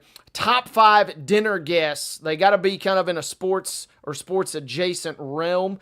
We're not building a team with this draft here so much as we're setting a table. So I'm going to give you the first pick here. You got 5 seats for your 5 sports personalities that you want to give. Let's start us off. Yeah, my number 1 pick was Kevin Garnett. He's my favorite basketball player of all time, and he's a really good storyteller from all the videos that I'm sure people have seen on the internet. He was he's a little bit of a jokester and a partier, but he can also be kind of that alpha dog, like serious individual if you need him to. So I think he will pair nicely with the other 4 people I have at my table. I like that, and he's got some acting chops, too, from Uncut Gems. So I'm sure he's got some stories that he could fill with too. That is a good pull there with the big ticket being your number 1. My number 1, this guy is the ultimate storyteller, and he's the king in this regard to me. But John Madden, I mean, he's kind of Americana. He could give you stories from so far back, but he could also make things relatable. And, he'd roll up in his bus, as he famously didn't fly anywhere. So, if nothing else, he could have some fun out there on the party bus after. John Madden is my number 1 pick for my dinner party list here. Yeah, I bet that would really kick the night off, seeing John Madden roll up to your house in his bus by himself. But my number 2 and 3 picks kind of go hand in hand because you can't do one without the other. My number 2 pick is Shaquille O'Neal. We've seen all the clips from even when he was playing and obviously from inside the NBA. Another jokester, another really good storyteller. So I think he pairs really nicely with Kevin Garnett and the other 3 guys that I'm going to have on here. So I'll go Shaquille O'Neal, pick number 2. Good pull there. Shaq could fill any room, literally and figuratively. So I love that pull there. My number 2, man, I got a couple different ones that I'm kind of just waiting for the right moment to pop out. But my number 2, I'll stay somewhat current here when I say Charles Barkley, because this dude can cover any topic. He can relate to anybody else at the table, and he's going to bring the laughs. Similar to Shaq in that regard, but I will go Charles Barkley. Kind of only fitting we kind of keep our Inside the NBA kind of pairing there together. Yeah, Charles Barkley was my number 3 pick just because I feel like you have to pair him with Shaq, just from all the bickering and bantering that they've done on Inside the NBA for the last 15, 20 years. And, if we just had a 3-person dinner party with, yourself and Charles Barkley and Shaq, I feel like that would be a party in itself. Absolutely. So we were in alignment there. My number 3, this one, man, it still don't feel right that this guy's not on the sidelines. But Mike Leach, kind of because of the same deal, right? I mean, we're talking about a guy that's got the attorney chops. He could turn a topic about the NFL or college football into a segment on pirates or, the history of Jack Sparrow in the blink of an eye. He would be able to navigate those, waters better than anybody. Our forever fallen pirate, Mike Leach, would be my next dinner guest. Yeah, and he had the one press conference about which mascot would win in a mythical fight. Yeah, I mean, anything is up for grabs with this guy at your dinner table, I feel like. Absolutely. And fun fact about Mike Leach, Austin Peay quarterback Chris Parson is the last quarterback that Mike Leach ever recruited. A little trivia nugget there. Your Mike Leach fact for the day. But my number 4 pick is going to be one Robert Gronkowski. Gronk at a table with Kevin Garnett, Shaquille O'Neal, and Charles Barkley. Rob Gronkowski is probably the biggest partier we're going to have at the table. It still amazes me how Rob Gronkowski got a job as a TV analyst, but he kind of brings that humor effect to the television broadcast, and obviously he was a big partier in his prime, as we know. So I'll go Rob Gronkowski with pick number 4. I love that one. I got a big personality here, but this guy also brings a lot of wisdom and charisma to the table. Muhammad Ali, in his prime especially. This is, this conversation with him at the table, kind of like some of the ones that are already on there in Madden and Mike Leach. He could take it a number of different directions, but he's also got that unique perspective of being right there as the baddest man on the planet. So give me Muhammad Ali for my pick. Your final pick here to set your dinner table. I'm going to go with the one baseball player that I probably wish I could have seen play live, like that I wish I could have been alive for. But Ricky Henderson, everybody that saw and interacted with Ricky Henderson always has a good Ricky Henderson story. I imagine it'd be funny watching him talk in the third person with the other 4 people that I have at my table. So I'll go Ricky Henderson, pick number 5. Absolutely. Great pick. Good pull. Everything you just described is correct, and you're tugging at Mo's heartstrings with that pull right there. That is an elite selection there. My last one, I'd like to think I could manage all these personalities, but really I need to have somebody for sure that can manage them all. So Ernie Johnson would be my last pick. We know he works well with Barkley. I feel like him and Madden would get it off okay. Him and Muhammad could kind of take care of business there, and he could certainly rein in the pirate as he needed to. So Ernie Johnson would be my last pick to kind of steer all that at the dinner. Producer Mark chimes in with Joey Chestnut. I see what you did there, Producer Mark. Yeah, we would have no dinner left if Chestnut were there. That's all the time we got on Main Street Sports today. See Calvin and David tomorrow. I'm out.